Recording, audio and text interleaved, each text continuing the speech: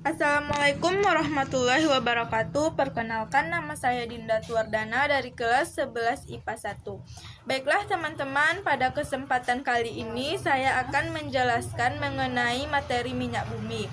Sebelum kita lanjut pada pembahasan, ada beberapa poin yang akan saya jelaskan, yaitu poin yang pertama, pengertian minyak bumi, yang kedua, komposisi minyak bumi, yang ketiga, proses terjadinya minyak bumi, yang keempat, pengolahan minyak bumi, yang kelima, dampak pembakaran bahan bakar, dan yang terakhir adalah manfaat minyak bumi. Baiklah, kita masuk kepada poin yang pertama, yaitu mengenai pengertian minyak bumi. Minyak bumi adalah suatu campuran cairan yang terdiri dari berjuta-juta senyawa kimia. Paling banyak adalah senyawa hidrokarbon.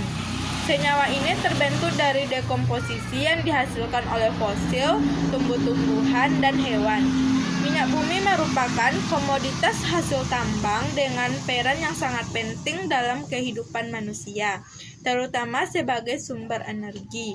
Bahan bakar mulai dari LPG, bensin, solar, hingga kerosin, serta material seperti lilin, parafin, dan aspal, serta berbagai reagen kimia yang dibutuhkan untuk pembuatan plastik, karet sintetis, deterjen, obat-obatan, dan lainnya yang dihasilkan dari minyak bumi. 2. Komposisi minyak bumi.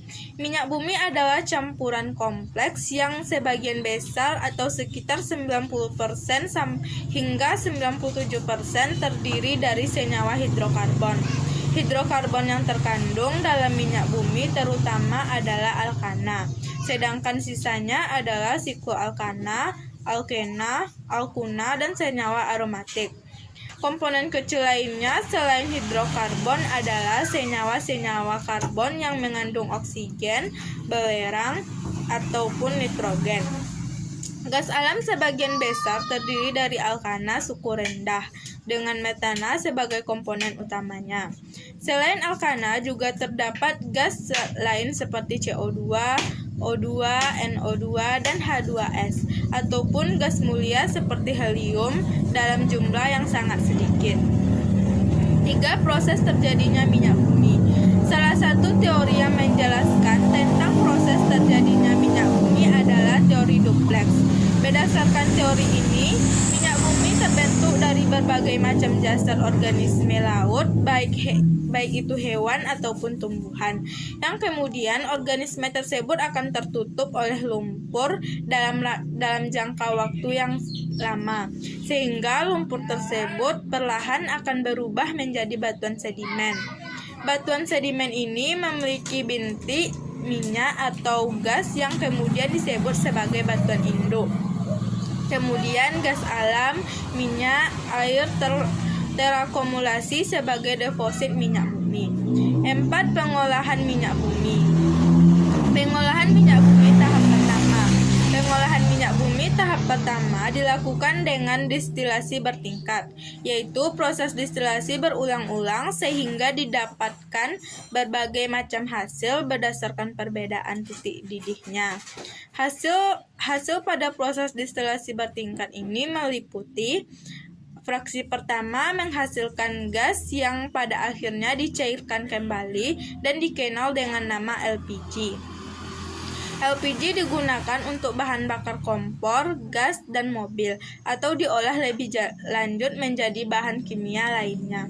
Fraksi kedua disebut nafta atau gas bumi. Nafta tidak dapat langsung digunakan, tetapi diolah lebih lanjut pada tahap kedua menjadi bensin atau bahan petrokimia yang lain. Nafta sering disebut juga sebagai bensin berat. Fraksi ketiga yaitu fraksi tanah. Selanjutnya dibuat menjadi kerosin atau minyak tanah dan aftur atau bahan bakar pesawat jet. Fraksi keempat sering disebut solar yang digunakan sebagai bahan bakar mesin diesel. Fraksi kelima atau disebut juga residu yang berisi hidrokarbon lantai panjang dan dapat diolah lebih lanjut pada tahap kedua menjadi berbagai senyawa hidrokarbon lainnya, dan sisanya sebagai aspal dan lilin.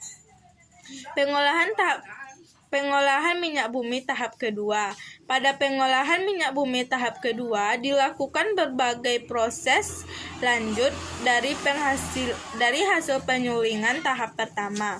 Proses-proses tersebut meliputi perangkahan atau cracking. Pada proses perangkahan dilakukan perubahan struktur kimia senyawa-senyawa hidrokarbon yang meliputi pemecahan rantai, alkilasi, polimerisasi, reformasi, dan isomerisasi.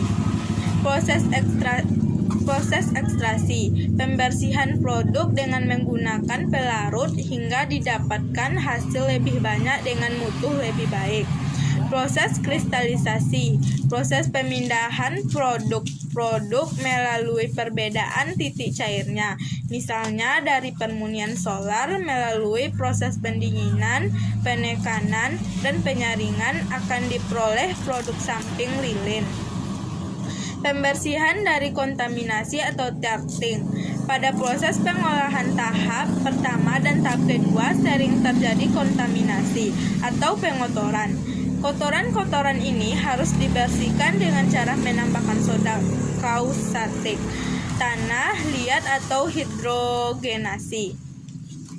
Hasil proses tahap kedua ini dapat dikelompokkan berdasarkan titik didih dan jumlah atom karbon pembentuk rantai karbonnya. 5.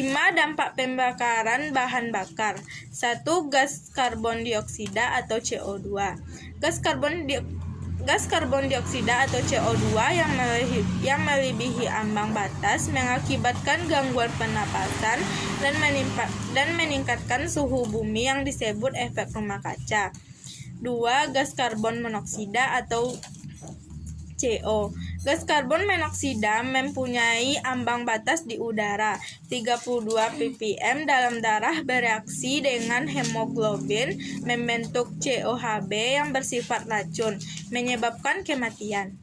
3. Gas SO2 dan NO2. Gas sulfur dioksida atau SO2 menimbulkan iritasi dan hujan asam yang bersifat korosif. Oksida NOx menghasilkan asap karbon. 4. Partikulat berupa karbon dan timbal dapat menimbulkan iritasi pada kulit, mata perih, gangguan saluran pernapasan, dan merusak ginjal.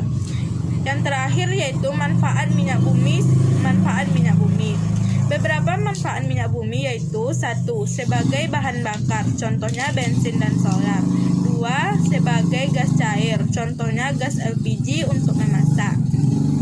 3. Digunakan untuk memproduksi produk kimia seperti cat minyak dan cat mobil. 4. Sebagai tenaga pembangkit listrik.